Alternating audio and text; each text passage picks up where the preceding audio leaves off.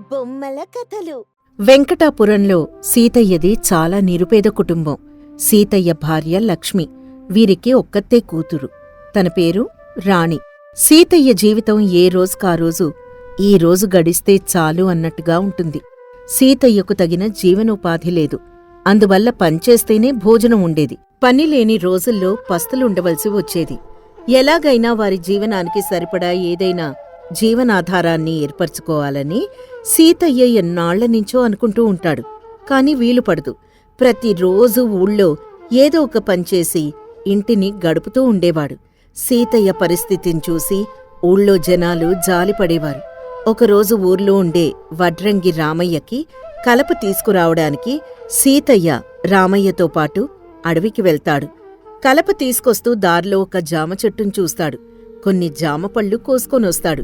ఇంటికొచ్చిన తర్వాత, లక్ష్మి, ఇదిగో ఈరోజు వంటకు కావలసిన సామగ్రి తెచ్చాను. ఇదిగో ఈ జామపళ్ళు మన అమ్మాయికివ్వు. జామపళ్ళెక్కడవండి?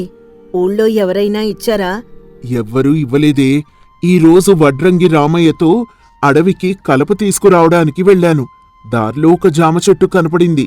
చెట్టుకు పళ్ళు చాలా ఉన్నాయి. మన అమ్మాయి కోసం కొన్ని తీసుకొచ్చాను. వీటిని చూస్తే మనమ్మాయి చాలా సంతోషపడుతుందండి.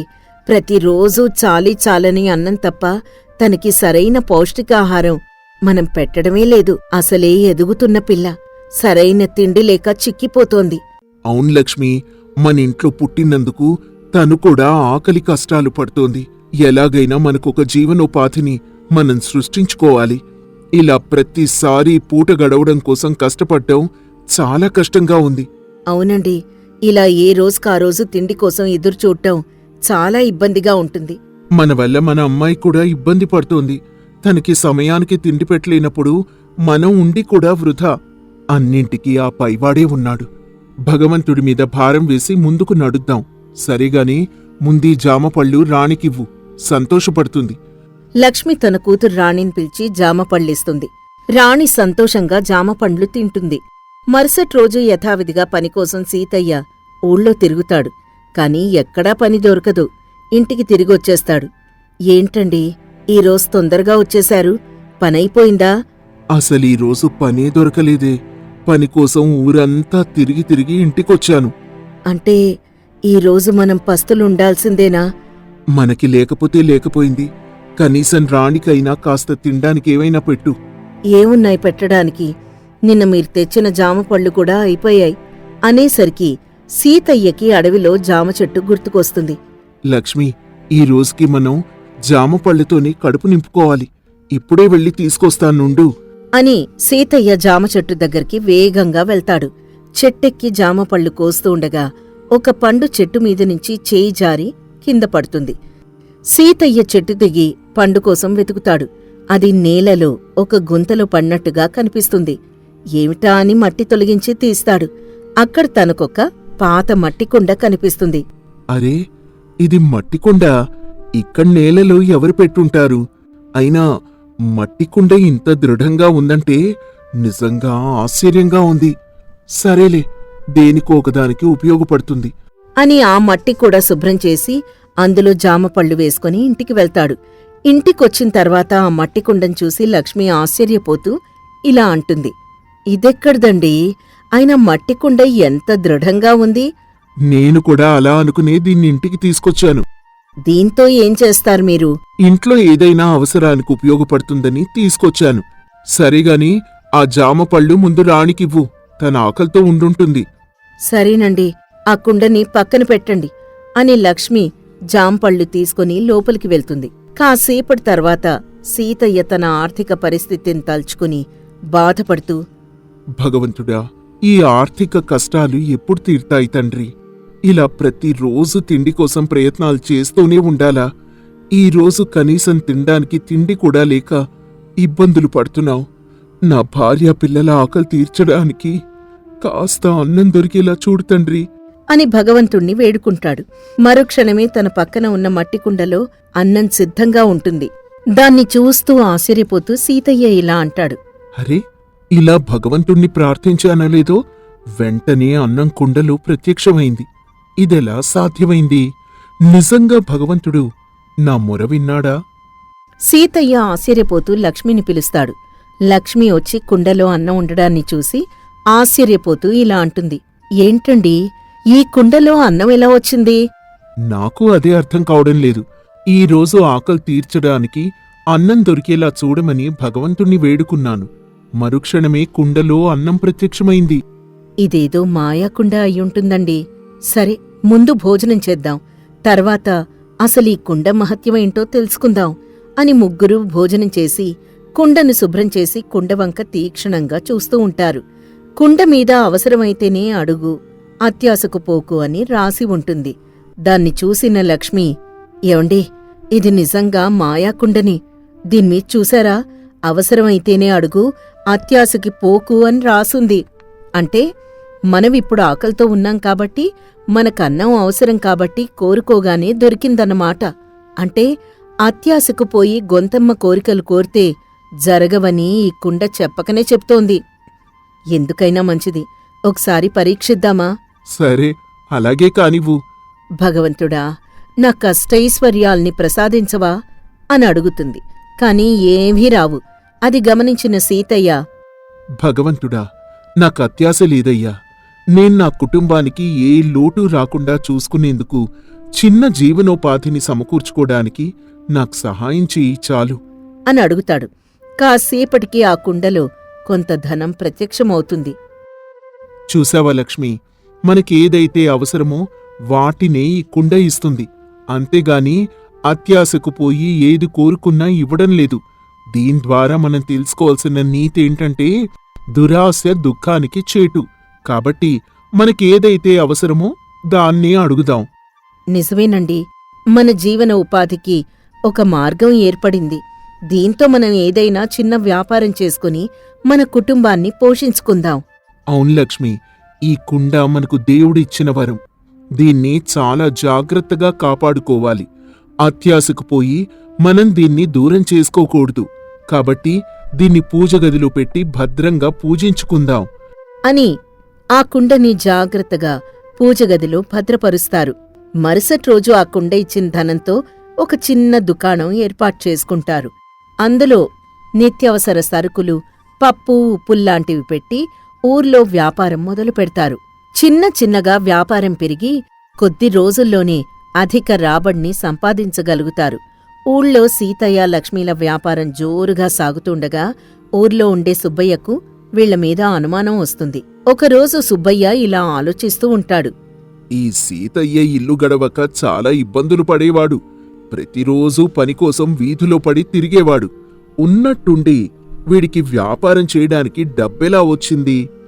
రోజురోజుకి ఊర్లో వ్యాపారం పెంచుకుంటూ పోతున్నాడు. ఇల్లు గడవడమే కష్టమైనటువంటి వాడు ఇలా వ్యాపారం చేయడానికి డబ్బెలా తెచ్చాడు? సీతయ్యేదో మాయ చేస్తున్నాడు. అదేంటో కనిపెట్టాలి అని సీతయ్య దుకాణంలో ఉండగా ఒకరోజు సుబ్బయ్య తన దగ్గరికెళ్ళి ఇలా అడుగుతాడు. సీతయ్య, నువ్వు నిన్న మొన్నటిదాకా ఇల్లు కూడా గడవక చాలా ఇబ్బందులు పడేవాడివి. పనికోసం చాలాసార్లు నా దగ్గరకొచ్చావు. ఇలా ఉన్నట్టుండి దుకాణం పెట్టడానికి నీకు డబ్బెలా వచ్చింది? అంతా భగవంతుడి లీలండి. నన్నీ కష్టాల్నించి గట్టెక్కించడానికి ఆ భగవంతుడే నాకు మార్గం చూపించాడు. ఏంటో ఆ మార్గం? అత్యాశ పడకుండా ఇచ్చిందాంతో బాగుపడమని ఆ దేవుడే నాకు సూచించాడండి. నేనదే పాటిస్తున్నాను. సుబ్బయ్య పలుమార్లు సీతయ్యను డబ్బెలా వచ్చిందో చెప్పమని అడుగుతాడు.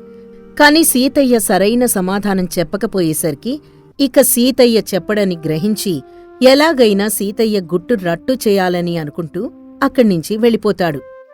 ఒకరోజు ఊర్లో ఉండే రామయ్యకు జబ్బు చేయడం వలన వైద్యానికి చాలా డబ్బు అవసరమవుతుంది. రామయ్య భార్య జానకి తన భర్తను కాపాడుకునేందుకు ఊరి జనాన్ని సహాయం అడుగుతుంది. ఊర్లోని జనం కొద్ది కొద్దిగా సహాయం చేస్తారు. కాని ఆ డబ్బు వైద్యానికి సరిపడదు. ఏం చేయాలో తోచని స్థితిలో ఉండగా సీతయ్య దగ్గరకొస్తుంది. సీతయ్య, మా ఆయన వైద్యానికి చాలా డబ్బు అవసరమవుతోంది. మీకు తోచిన సహాయం కాస్త చెయ్యండి. జానకి నా పరిస్థితిలో చూసి సీతయ్యకు జాలి కలుగుతుంది. ఎలాగైనా తనకు సహాయం చేయాలనుకుంటాడు. ఇప్పటివరకు ఎంత సమకూరింది? ఇంకా వైద్యానికి ఎంత అవసరం ఉంటుంది? ఊళ్ళో వాళ్ళందరూ తలో చెయ్యి వేశారు. కాని పెద్దగా డబ్బు సమకూరలేదు. ఇంకా వైద్యానికి చాలా డబ్బు కావాలి. సరే, నీ భర్త వైద్యానికి కావలసిన డబ్బు నేనిస్తాను. కాసేపు ఇక్కడే ఉండు. అని చెప్పి లోపలికి వెళ్తాడు. పూజ గదిలోకెళ్ళి కుండ దగ్గర ప్రార్థిస్తాడు. భగవంతుడా, జానకి తన భర్త రామయ్యకు తీవ్ర అనారోగ్యం వల్ల వైద్యం చేయించలేక చాలా ఇబ్బంది పడుతోంది. ఆ దంపతుల మీద జాలి చూపించి రామయ్య వైద్యానికయ్యే ఖర్చు సమకూర్చు తండ్రి. కాసేపటికి కుండలో డబ్బు ప్రత్యక్షమవుతుంది. దాన్ని తీసుకెళ్లి జానకికి ఇస్తాడు. సీతయ్య గారు, మీకు మా కుటుంబం జీవితాంతం రుణపడి ఉంటుందండి. మీరు చేసిన ఈ సాయం ఈ జన్మలో మర్చిపోలేము. భలే దానివే జానకి, నీకు సహాయం చేయడానికి నేనెవర్ని? అంతా పైవాడే నా ద్వారా చేయించాడు. నువ్వు రుణపడాల్సింది ఆ భగవంతుడికి. ముందు వెళ్ళి రామయ్యకి తగిన వైద్యం చేయించు. ఇంతలో అక్కడికి సుబ్బయ్య వస్తాడు. జానకినక్కడే నిలబెట్టి ఊరి జనాన్ని పిలుస్తాడు. జనమందరూ వచ్చేసరికి సుబ్బయ్య ఇలా అంటాడు. ఇదిగో సీతయ్య, నువ్వు ఇప్పటికిప్పుడు ఇంత డబ్బు తీసుకొచ్చి జానకికి ఎలా ఇవ్వగలిగావు? నువ్వేదో మాయ చేస్తున్నావు. అదేంటో ఇప్పుడు చెప్పకపోతే ఊరుకునేదే లేదు. నేనెటువంటి మాయ చేయడం లేదండి. కష్టాల్లో ఉన్న కుటుంబాన్ని ఆదుకోమని ఆ భగవంతుడే నాకు దారి చూపించాడు. అదే నేను చేస్తున్నాను. ఈ మాయ మాటలు ఇక మేం నమ్మము. మర్యాదగా నిజం చెప్పు, లేదంటే నిన్ను నీ కుటుంబాన్ని ఈ ఊరు నుంచి వెలేస్తాం. ఇంతలో లక్ష్మ అక్కడికొచ్చి అసలు విషయం చెప్తుంది. మా కడవిలో ఒక మాయా కుండ దొరికిందండి. దాని ద్వారానే ఇదంతా చేయగలుగుతున్నాం. కాని అది ఎవరికేది అవసరమో అది మాత్రమే ఇస్తుంది. అత్యాశకు పోయి మనం కోరుకుంటే అదివ్వదు అని చెప్పి ఆ మాయాకుండని చూపిస్తుంది. దాన్ని సుబ్బయ్య పరీక్షిస్తాడు. భగవంతుడా, నాకు వజ్ర వైఢూర్యాలు ప్రసాదించు అని అడగ్గా ఎంతసేపటికి ఏమీ రావు. అప్పుడు సీతయ్య ముందుకొచ్చి పక్కన ఆకలితో ఉన్న ఆవుని చూసి, భగవంతుడా, ఆవు ఆకలితో దీనంగా మావైపే చూస్తోంది. దాని ఆకలి తీర్చేందుకు మార్గం చూపించు తండ్రి అని అడుగుతాడు. కాసేపటికి అక్కడ పచ్చిగడ్డి ప్రత్యక్షమవుతుంది. దాన్ని తీసుకెళ్లి ఆవుకి వేస్తాడు. చూశారుగా, అత్యాశకి పోయి మనం కోరుకుంటే ఏం జరగదు. ఎవరికేది అవసరమో ఆ భగవంతుడికి అంతా తెలుసు. కాబట్టి నేను నా కుటుంబాన్ని పోషించుకోవడానికి జీవనోపాధి కల్పించమని కోరుకున్నాను. ఆ భగవంతుడు చూపిన మార్గమే ఈ దుకాణం. అసలు విషయం తెలుసుకున్న గ్రామస్తులు సీతయ్యను అభినందించారు. అత్యాశకు పోయి వజ్ర వైఢూర్యాలు కోరుకున్న సుబ్బయ్యను మందలించారు. ఆ రోజు నుంచి సీతయ్య ఊర్లో ప్రజలకు ఎటువంటి కష్టం వచ్చినా ఆ మాయాకుండనడిగి వారి కష్టాల్ని తీరుస్తూ ఉన్నాడు. ఒక గ్రామంలో చుట్టూ పచ్చని పొలాలు, పెద్ద పెద్ద మామిడి తోటలు, ప్రశాంతమైన వాతావరణం ఉండేది. కాని ఆ గ్రామంలో ఉండే ప్రజలకు మాత్రం ప్రశాంతత లేదు. దానికి కారణం ఆ గ్రామ జమీందారు భూపతి. భూపతి చాలా కఠినమైన వ్యక్తి. ధనం మీద ఆశ, గర్వం అతనికి చాలా ఎక్కువగా ఉండేవి. ఎవ్వరి గురించి పట్టించుకోడు. కేవలం తన ఆస్తులెలా పెంచుకోవాలి, తన పనులు ఎలా 10 మందితో ఉచితంగా చేయించుకోవాలి అని మాత్రమే ఆలోచిస్తూ ఉంటాడు. ఆ భూపతి దగ్గర రామయ్య అనే ఒక పాలేరు పనిచేస్తూ ఉండేవాడు. రామయ్య చాలా మంచివాడు. కష్టపడి పనిచేసే తత్వం ఉన్నవాడు. న్యాయంగా, ధర్మంగా బతకాలి అనుకునే మనిషి. ఉదయం నిద్ర లేచింది మొదలుకొని రాత్రి పడుకునే వరకు భూపతి ఇంట్లో, పొలంలో, తోటలో వెట్టి చాకిరీ చేస్తూ ఉండేవాడు. రామయ్యకు ఒక్క క్షణం కూడా తీరికుండేది కాదు. అతనికి భార్య శాంతం ఉంది. ఇద్దరూ కలిసి ఒక చిన్న గుడిసెలో నివసించేవారు. ఒకరోజు ఉదయం సమయంలో భూపతి రామయ్యతో ఇలా అంటాడు. రే రామయ్య, ఇంకా నిద్ర లేవలేదా? పొద్దున్నే లేచి పొలం పనులు చూసుకోవాలని తెలీదా? సూర్యభగవానుడు నెత్తిమీదకొస్తున్నాడు. ఇంకా ఏం చేస్తున్నావురా అక్కడ? అయ్యా అయ్యా, లేచానయ్యా. పొద్దున్నే లేచి పశువులకి మేత వేసి పాలు పితికొచ్చానయ్యా. ఇప్పుడు పొలం దగ్గర నీళ్లు పెట్టడానికి వెళ్తున్నాను. ఆ తర్వాత పాడి ఆవులకు స్నానం చేయించాలి. ఆ నీళ్లు పెట్టేదేదో తొందరగా చూసి ఆ తర్వాత మామిడి తోటకెళ్ళి అక్కడ కంచె సరిగ్గా ఉందలేదో చూడు. నిన్నెవరో దొంగ వెధవలు తోటలో దూరి మామిడికాయలు కోసుకెళ్లారట. నువ్వక్కడ ఏం చేస్తున్నావు అసలు? నీకు జీతం ఇస్తుంది నిద్రపోవడానికా? పగలు పొలంలో, రాత్రి తోటలో మేలుకొనుండాలని తెలీదా నీకు? లేదయ్యా, నేను రాత్రంతా పొలం దగ్గరే ఉన్నాను. నీళ్ల పంపు ఆగిపోతే అది బాగు చేస్తూ కూర్చున్నాను. తోట దగ్గర కాపలా లేను కదయ్యా, అందుకే ఎవరో దొంగలొచ్చుంటారు. నేను కావాలని చేసింది కాదయ్యా, నన్ను క్షమించండి. అయినా నేనొకేసారి 2 చోట్ల ఎలా ఉండగలనయ్యా? ఎదురు సమాధానం చెప్తున్నావేంట్రా? నేను చెప్పింది చెయ్యి. తోట పని అయిపోయాక ఇంటికొచ్చి గడ్డి కట్టు. నా గుర్రానికి కొత్త గడ్డి వేయాలి. తర్వాత గిడ్డంగిలో ఉన్న ధాన్యం బస్తాలు బయటికి తీసి ఎండబెట్టు. అన్ని పనులు ఇవాళే అయిపోవాలి. ఎక్కడైనా కొంచెం ఆలస్యమైతే నీ జీతంలో కోత పెడతాను, జాగ్రత్త. అది వినగానే రామయ్య తలదించుకొని మౌనంగా అక్కడ్నించి పొలానికి బయలుదేరాడు. ఎండ మండిపోతోంది.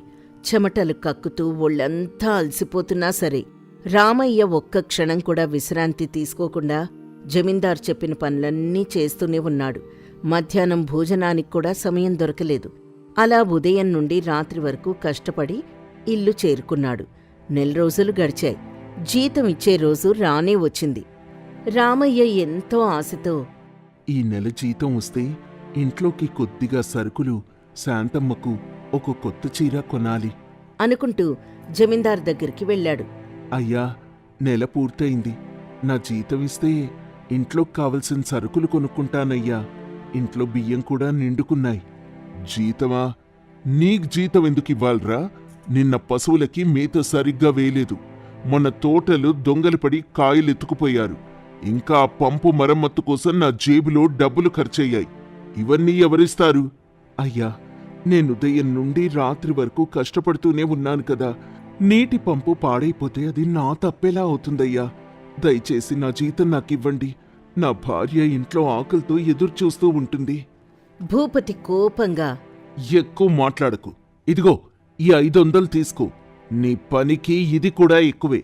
నీ వల్ల నాకు జరిగిన నష్టానికి మిగతా జీతమంతా కోత కోశాను. ఇష్టం ఉంటే రేపటి నుండి పనికిరా, లేకపోతే మానేయ్. నీలాంటి వాళ్ళు ఎంతోమంది నా దగ్గర పనిచేయడానికి సిద్ధంగా ఉన్నారు. అలా అనగానే రామయ్య కళ్ళల్లో నీళ్లు తిరిగాయి. ఆ 500 పట్టుకొని భారమైన హృదయంతో ఇంటికి చేరుకున్నాడు. తలుపు తీసిన శాంతమ్మ రామయ్య ముఖం చూసి ఏదో జరిగిందని గ్రహించింది.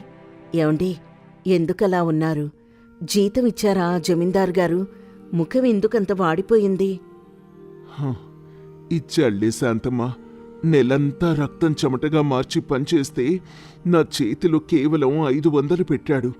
పశువుల మేత సరిగ్గా లేదని, నీటి పంపు పాడైందని తన నష్టాలన్నీ నా జీతం నుంచి కత్తిరించాడు.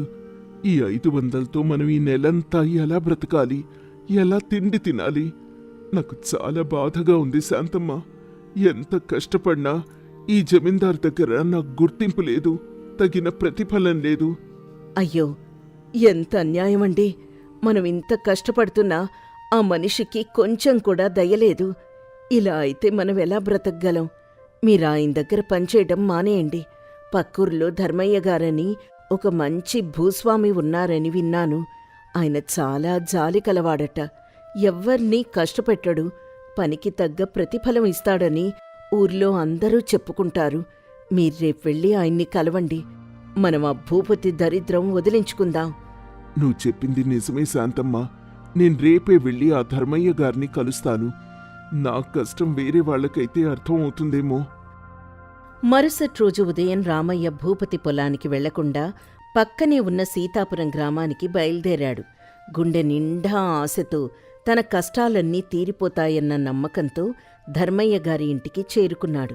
ధర్మయ్య గారు ఆరుబయట కూర్చొని తన పనివాళ్లతో ఎంతో ఆప్యాయంగా మాట్లాడుతున్నాడు. రామయ్య మెల్లగా వెళ్లి ధర్మయ్య గారికి నమస్కారం చేశాడు. దండాలు ధర్మయ్య గారు. నా పేరు రామయ్య. నేను పక్కనున్న వెంకటాపురం గ్రామం నుండి వచ్చాను. మీకెవరైనా పనివాడు కావాలంటే చెప్పండయ్యా, నేనే పనైనా చేస్తాను. రామయ్య, నీ గురించి విన్నాను. నువ్వు భూపతి గారి దగ్గర ఎంతో కాలంగా నమ్మకంగా పనిచేస్తున్నావు కదా. మరిప్పుడు ఆయన దగ్గర పని మానేసి నా దగ్గరకెందుకు వచ్చావు? అవునయ్యా, నేనిన్నేళ్లుగా ఆయన దగ్గరే పనిచేస్తున్నాను. కాని నేనెంత కష్టపడినా ఆయన కనికరం లేదు. ఎప్పుడూ ఏదో ఒక వంక పెట్టి జీతం కోత పెడతాడు. నాతో రాత్రింబవళ్ళు పశువులాగా పని చేయిస్తాడు. కనీసం తినడానికి కూడా సమయం ఇవ్వడు. అందుకే మీ దగ్గర పని అడుగుదామని వచ్చాను.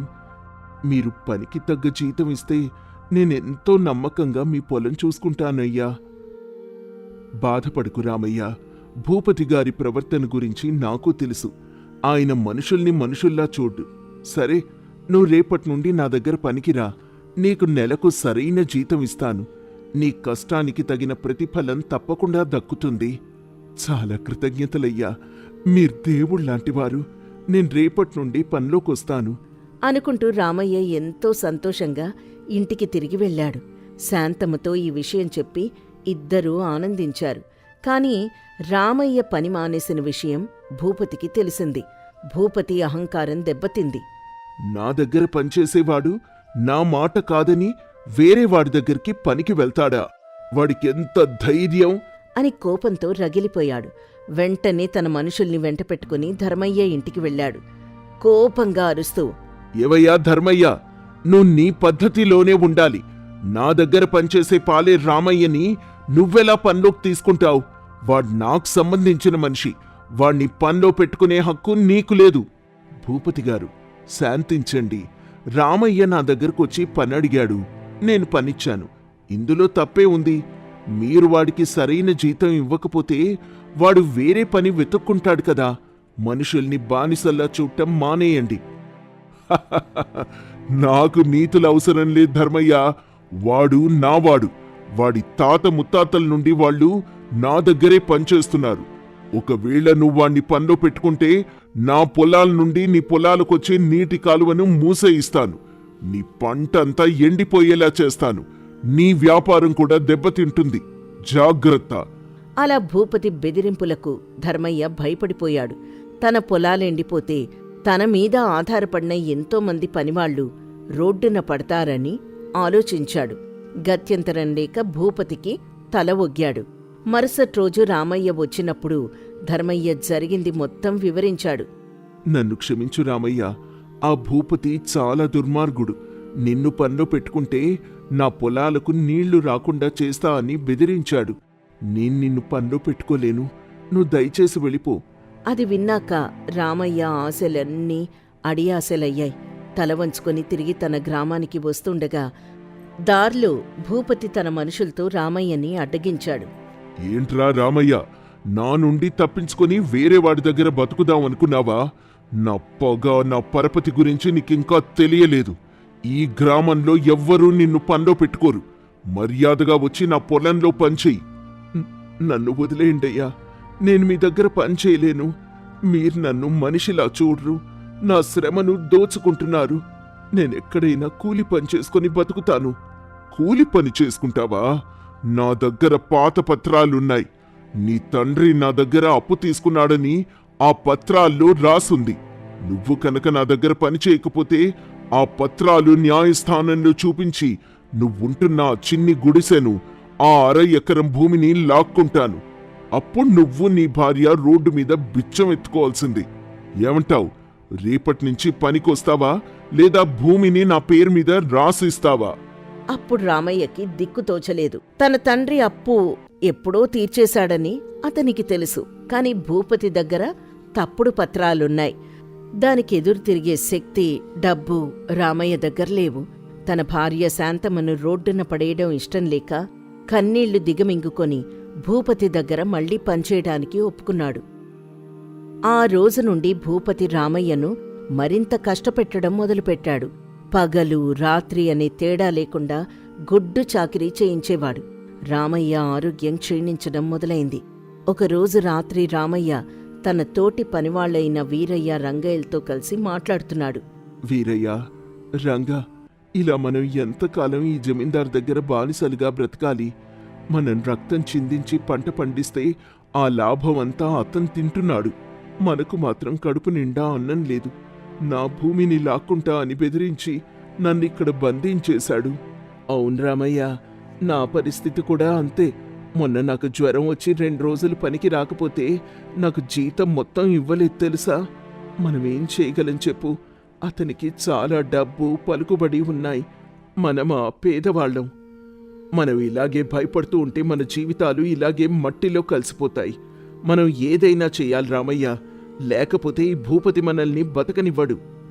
రామయ్య ఒక గట్టి నిర్ణయానికొస్తూ, నాకొక ఆలోచన వచ్చింది. భూపతికి డబ్బు పత్రాలు ఉండొచ్చు, కానీ అతనికి వ్యవసాయం చేయడం రాదు కదా. పొలం దున్నడం, విత్తనాలు చల్లడం, పంట కోయడం అన్నీ మనమే చేస్తున్నాం. మనం లేకుండా ఆ భూపతి ఒక్క గింజ కూడా పండించలేడు. ఒకవేళ మనందరం కలిసి ఒక్కటైతే, మనందరం ఒకేసారి పని ఆపేస్తే వాడు మనల్ని చావు బాదుతాడు రామయ్య. అందరం కలిస్తే వాడేం చేయలేడు వీరయ్య. 100 మంది పనివాళ్లు ఒకే మాట మీదుంటే వాడు దారికి రాక తప్పుతుందా? ఎవరికి దెబ్బలు తగలకుండా, ఎలాంటి అల్లరి చేయకుండా మనం శాంతియుతంగా మన నిరసన తెలియచేద్దాం. మనకు సరైన జీతాలు, లాక్కున్న ఆస్తుల పత్రాలు ఇచ్చే వరకు మనం ఎవ్వరం పొలంలో కాలు పెట్టకూడదు. ఇది మన హక్కుల కోసం చేసే పోరాటం. అలా రామయ్య మాటలు వీరయ్యకి, రంగాకి ధైర్యాన్నిచ్చాయి. వాళ్ళ రాత్రంతా ఊళ్ళో ఉన్న పనివాళ్లందర్నీ రహస్యంగా కలిశారు. అందరూ భూపతి అన్యాయాలకు బాధితులే. అందరూ రామయ్యకి మద్దతు తెలపడానికి సిద్ధపడ్డారు.